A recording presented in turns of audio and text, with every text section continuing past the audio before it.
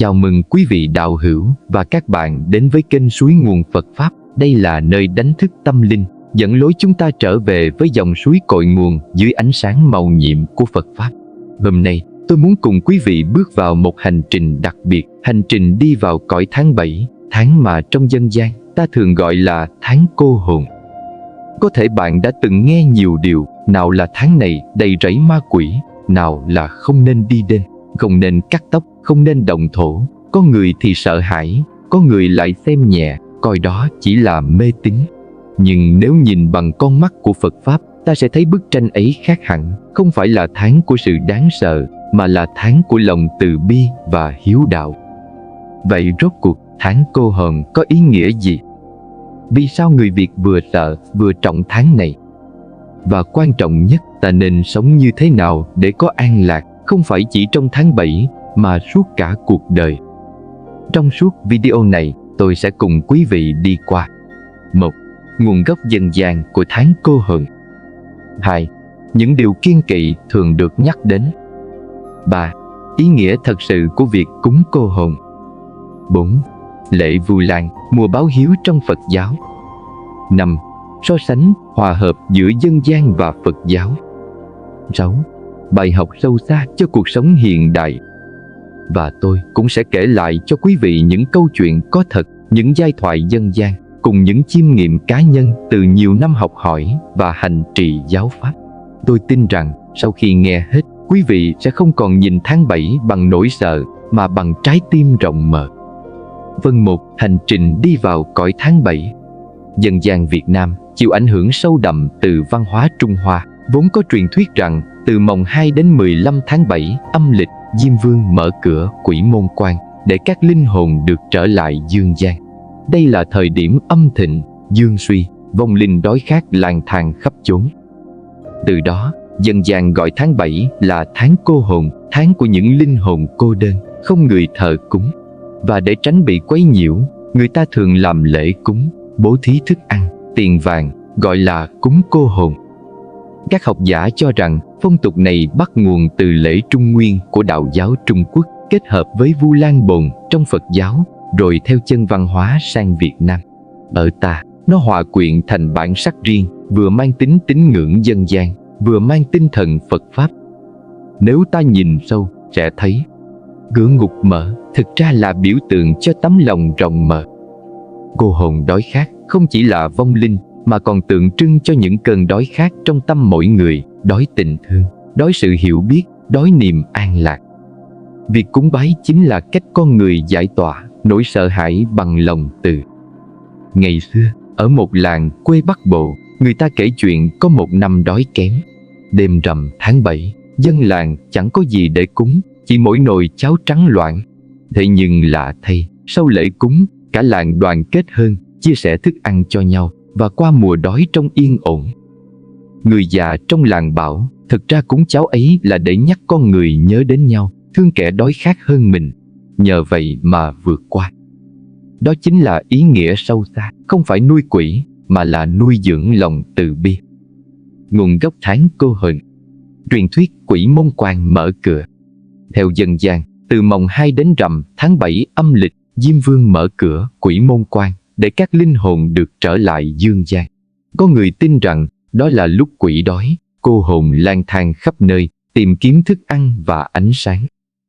Hình ảnh cửa ngục mở nghe có vẻ rùng rợn, nhưng nếu nhìn kỹ, nó ẩn chứa một thông điệp nhân văn. Đó là một khoảng thời gian để người sống nhớ đến người đã khuất.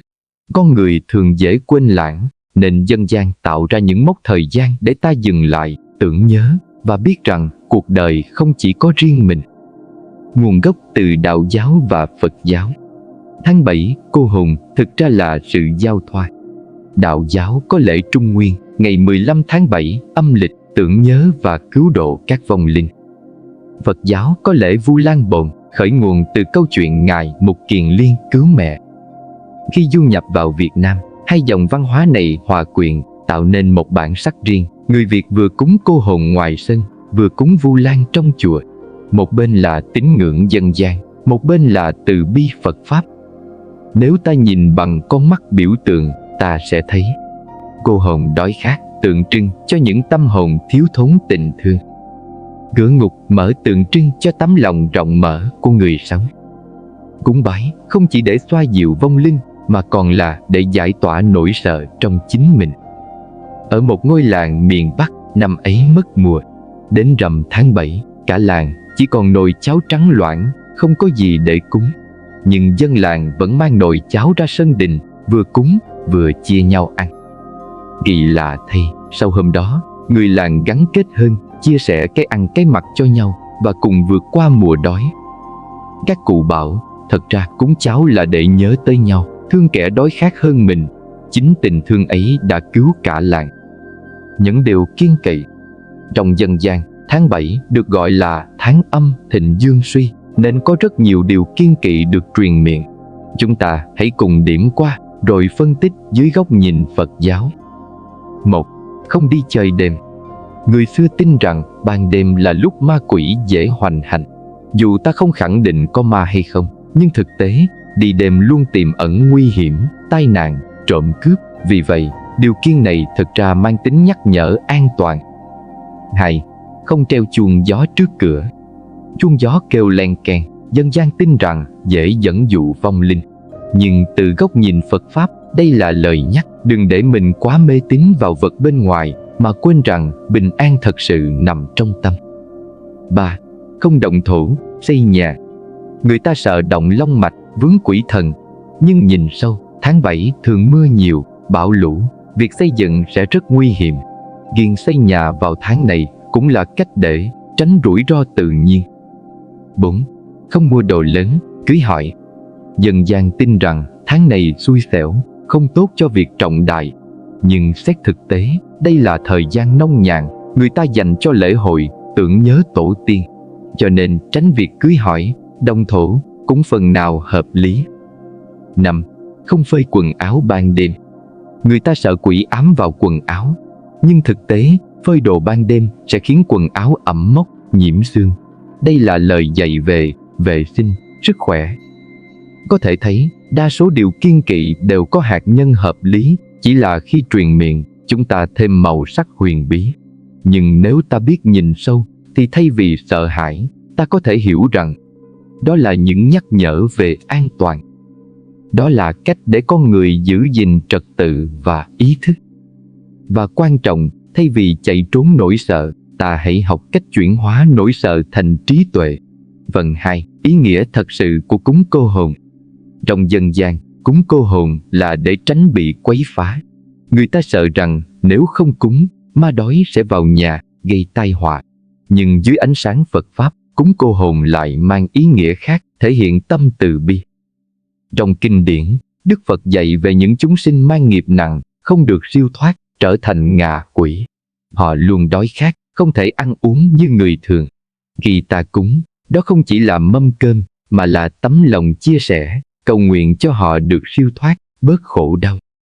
Vậy nên, cúng cô hồn không phải là mua chuộc ma quỷ, mà là tu tập hành bố thí. Trong đạo Phật có 3 loại bố thí. 1. Tài thí, chia sẻ vật chất, cơm, áo, tiền. 2. Pháp thí, chia sẻ lời dạy, trí tuệ. 3. Vô úy thí, đem đến sự an ổn, không sợ hãi. Cúng cô hồn chính là một hình thức kết hợp cả 3. Tài thí, mâm cơm, cháo, muối gạo. Pháp thí, lời cầu nguyện, tụng kinh siêu độ. Vô úy thí, giúp những linh hồn và chính bản thân ta bớt lo sợ. Cúng ở đâu mới đúng? Có 2 cách phổ biến. Cúng ngoài trời, trước sân nhà, dân gian tin rằng cô hồn lang thang không vào được nhà, nên cúng ngoài đường, ngoài ngõ. Cúng tại chùa, nhiều Phật tử chọn cách dâng sớ cầu siêu trong chùa, tin tưởng vào năng lực đại chúng tu tập, năng lực chư tăng. Dù cúng ở đâu, điều quan trọng nhất vẫn là tâm chân thành. Như lời Đức Phật, nhất thiết duy tâm tạo, tâm ta thiện lành thì phước báu tỏa ra khắp nơi. Một lễ cúng cô hồn ý nghĩa không cần quá nhiều tiền bạc, chỉ cần bát cháo loãng hoặc ít gạo muối, nén nhang, chén nước. Tâm khấn nguyện xin chia sẻ chút ít này đến các hương linh, nguyện cho tất cả đều được no đủ, sớm siêu thoát. Sau lễ, có thể rải muối gạo ra đường hoặc đem đồ cúng chia sẻ cho người nghèo. Như vậy, người sống cũng được lợi lạc. Trong kinh Vu Lan Bồn có câu chuyện nổi tiếng, Ngài Mục Kiền Liên, một trong 10 đại đệ tử của Phật, có thần thông đệ nhất. Sau khi chứng quả A-la-hán, Ngài nhớ đến mẹ mình, bà Thanh Đề. Ngài dùng thiên nhãn quan sát và thấy mẹ bị đọa làm ngạ quỵ, đói khát, khổ đau. Thương mẹ, Ngài dâng bát cơm xuống. Nhưng khi bà Thanh Đề đưa cơm vào miệng, lửa đỏ bùng lên, cơm hóa thành than hồng. Tất cả là vì nghiệp tham lam, bỏng sẻn mà bà từng tạo. Ngài Mục Kiền Liên đau xót, cầu cứu Đức Phật. Đức Phật dạy, một mình con không đủ sức, con cần nhờ sức chú nguyện của 10 phương tăng chúng. Hãy nhân ngày rằm tháng 7, khi chư tăng tự tứ, hồi hướng phước lành cho cha mẹ hiện tiền và cha mẹ nhiều đời quá khứ. Từ đó, lễ Vu Lan ra đời, trở thành ngày báo hiếu, vừa mang ý nghĩa cứu độ chúng sinh, vừa khuyên con người nhớ ơn cha mẹ. Vu Lan không chỉ để cúng cho người đã mất, mà còn nhắc nhở người đang sống. Nếu cha mẹ còn, hãy phụng dưỡng, báo hiếu ngay khi còn kịp. Nếu cha mẹ mất, hãy cầu nguyện, làm việc thiện, hồi hướng công đức. Phật dạy, ân cha mẹ sâu như biển. Dù vai phải cõng cha, vai trái cõng mẹ, đi suốt 100 năm, vẫn chưa gọi là báo hiếu đủ. Hòa thượng Thích Nhất Hạnh đã đưa nghi thức bông hồng cài áo vào lễ Vu Lan ở Việt Nam. Ai còn mẹ cài hoa hồng đỏ, ai mất mẹ cài hoa trắng.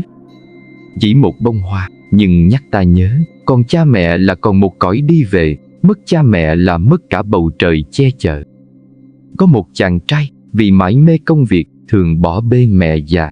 Một hôm, khi đi chùa Vu Lan, nghe câu chuyện Mục Kiền Liên, anh bật khóc.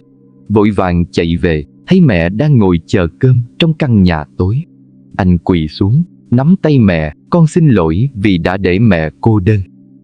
Từ hôm đó, anh thay đổi, bớt công việc, dành nhiều thời gian hơn cho mẹ. Vu Lan đã giúp anh chuyển hóa trái tim từ vô tâm thành hiếu kính. Nhiều người hỏi, vậy tháng 7 là tháng cô hồn hay tháng Vu Lan? Thật ra, đó chỉ là hai góc nhìn khác nhau của cùng một sự kiện. Dân gian chú trọng việc cúng cho những linh hồn lang thang, biểu hiện của từ bi với tha nhân. Phật giáo chú trọng Vu Lan, báo hiếu cha mẹ, tổ tiên, biểu hiện của từ bi với gốc rễ gia đình. Khi kết hợp lại, ta có một bức tranh trọn vẹn. Ngoài thì cúng cô hồn, chia sẻ cho kẻ khổ. Trong thì báo hiếu, tri ân cha mẹ, tổ tiên. Như vậy, tháng 7 không còn là tháng của xui xẻo, mà là tháng của tình thương và biết ơn. Ngày nay, có nhiều người trẻ coi tháng 7 là tháng đen đủi. Nhưng nếu nhìn bằng con mắt chánh kiến, ta sẽ thấy: 1. Cúng cô hồn bằng học cách chia sẻ, sống bớt ích kỷ. 2. Vu Lan bằng nhắc nhở đạo hiếu, trân trọng cha mẹ khi còn sống. 3.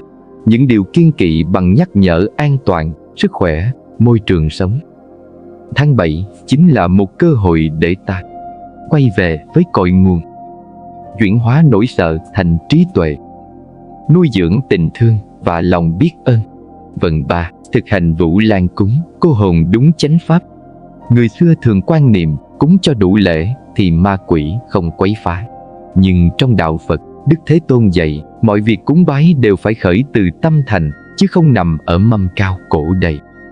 Vậy nên, khi thực hành Vu Lan hay cúng cô hồn, điều quan trọng nhất chính là chánh kiến, hiểu rõ ý nghĩa, không mê tín.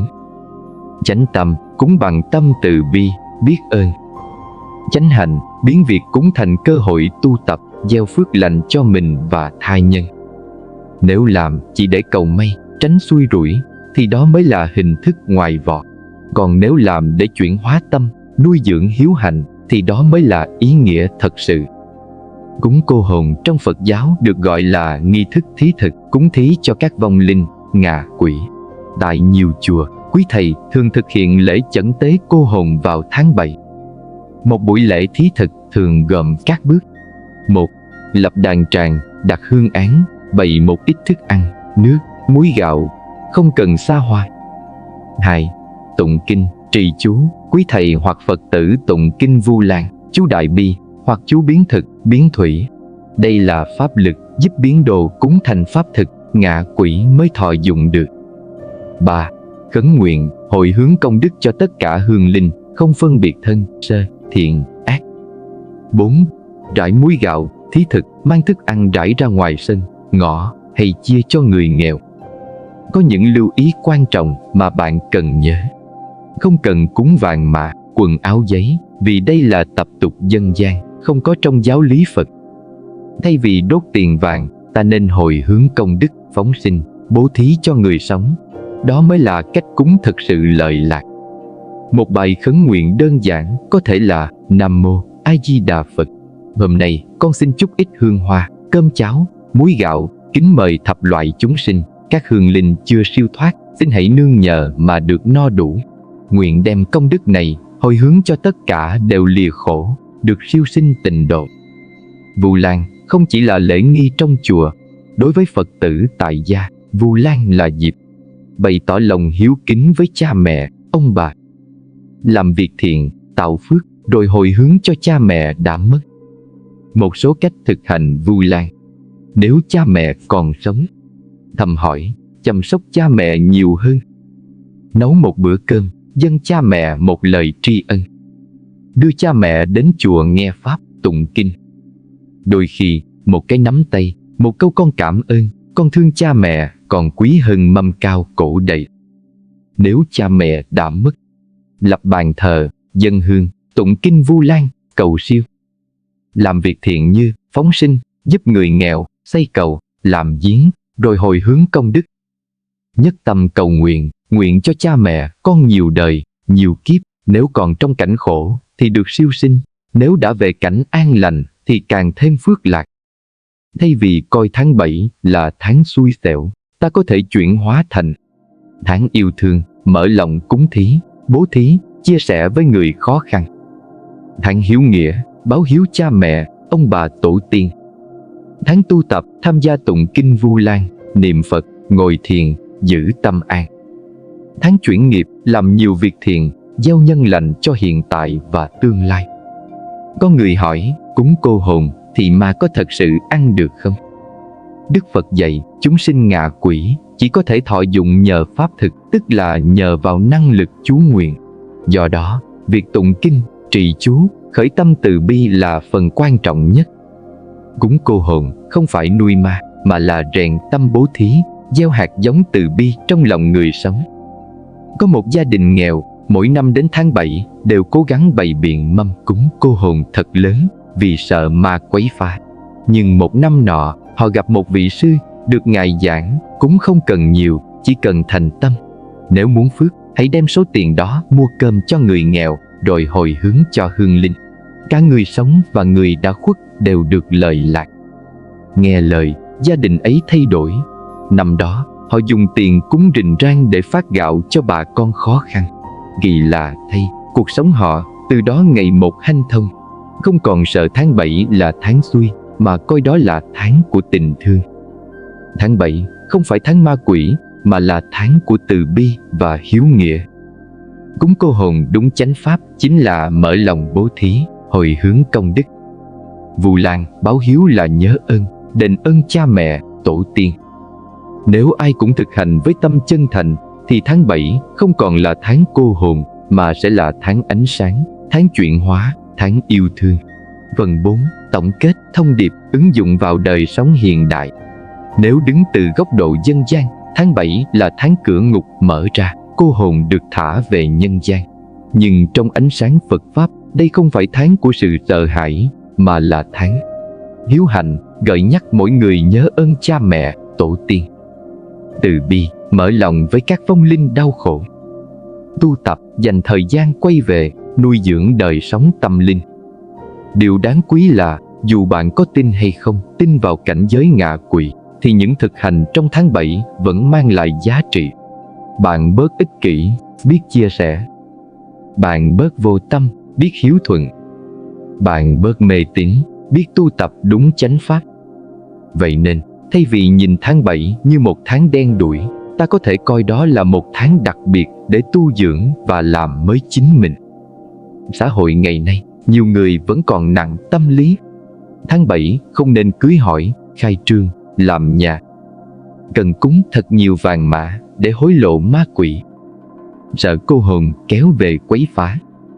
Những điều đó khiến nhiều người sống trong lo âu thay vì an lạc. Phật Pháp dạy, mọi sự do nhân quả. Nếu ta gieo nhân lành, không cần sợ tháng nào cả. Vàng mã đốt đi không giúp được người chết, chỉ tạo thêm ô nhiễm, lãng phí. Cúng cô hồn không phải để tránh xuôi, mà để mở lòng bố thí. Khi hiểu như vậy, ta mới thật sự sống an nhiên, không bị cuốn theo nỗi sợ vô hình. Ngày nay, nhịp sống bận rộn khiến nhiều người ít có thời gian để đi chùa, tham gia lễ hội. Nhưng ta hoàn toàn có thể ứng dụng tinh thần Vu Lan và cúng thí thực vào đời sống hiện đại theo những cách đơn giản. Thực hành báo hiếu. Dành ít nhất một ngày trong tháng 7 đưa cha mẹ đi chơi, ăn cơm cùng. Nếu ở xa, gọi điện thăm hỏi thường xuyên. Nếu cha mẹ đã mất, dành 30 phút tụng một bài kinh hoặc ngồi thiền rồi hồi hướng. Thực hành bố thí, cúng dường. Mang ít phần cơm, bánh, nước phát cho người vô gia cư. Quyên góp cho các quỹ từ thiện, mái ấm, viện dưỡng lão. Mua vài quyển sách hay tặng cho trẻ em nghèo. Thực hành tu tập. Mỗi ngày 10 đến 15 phút niệm Phật hoặc ngồi thiền. Trong tháng 7, giữ một ngày ăn chay để tưởng nhớ và hồi hướng. Đọc một cuốn sách Phật Pháp rồi chia sẻ lại với bạn bè. Như vậy, cúng cô hồn không còn chỉ là nghi lễ mà trở thành một nếp sống thiện lành giữa đời thường. Một số người thắc mắc nếu mình không cúng thì có bị ma quấy phá không? Thật ra, nếu ta sống thiện lành, giữ tâm từ bi thì không có ma nào có thể hại ta. Vì ma quỷ chỉ đến được khi ta có nhân duyên ác với họ. Đức Phật dạy, nếu không gieo nhân thì chẳng gặt quả. Nếu tâm ta sáng, chẳng gì có thể xâm hại. Tháng 7 là dịp nhắc nhở rằng đừng chờ đến lúc mất mát mới báo hiếu. Đừng chờ đến lễ cúng mới nghĩ đến chia sẻ. Hãy gieo nhân lành ngay trong từng việc nhỏ hàng ngày. Một Phật tử trẻ từng chia sẻ, ngày xưa con rất sợ tháng 7. Bạn bè bảo không được đi xa, không được khai trương. Nhưng từ khi nghe Pháp về Vu Lan, con thay đổi. Tháng 7, con dành một tuần để ăn chay, một buổi để về thăm ba mẹ và một chút tiền lương để làm từ thiện. Kỳ lạ thay, từ đó tháng 7 với con lại là tháng hạnh phúc nhất trong năm. Câu chuyện ấy cho thấy tháng 7 không tự mang lại xui hay may. Chính cách ta sống mới tạo nên kết quả. Nếu ta sợ hãi, ta sẽ thấy xui rủi. Nếu ta biết yêu thương, ta sẽ thấy an lành. Kính thưa quý Phật tử và các bạn đang lắng nghe kênh Suối Nguồn Phật Pháp. Tháng 7 không phải là tháng của bóng tối, mà là tháng ánh sáng của hiếu hạnh, ánh sáng của từ bi. Nếu bạn muốn bình an, hãy bắt đầu từ việc yêu thương cha mẹ. Nếu bạn muốn may mắn, hãy bắt đầu từ việc giúp đỡ người khó khăn. Nếu bạn muốn thoát khỏi lo âu, hãy bắt đầu từ việc tu tập giữ tâm trong sáng. Đó chính là tinh thần của Vu Lan, của lễ thí thực, của Phật Pháp nhiệm màu.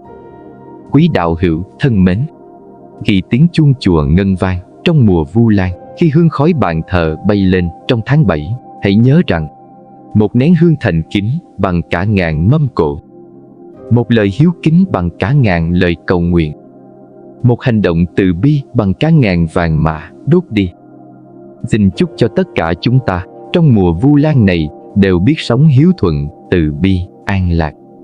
Và để rồi tháng 7 không còn là tháng sợ hãi, mà trở thành suối nguồn Phật Pháp nuôi dưỡng tâm hồn chúng ta mỗi ngày. Nếu thông điệp này đã chạm đến trái tim của bạn, xin đừng quên bấm nút đăng ký và chia sẻ nội dung video này đến những người thân của bạn để chúng ta có thể gặp lại nhau trong hành trình chiêm nghiệm và cùng tắm mát dưới dòng suối nhiệm màu của Phật Pháp.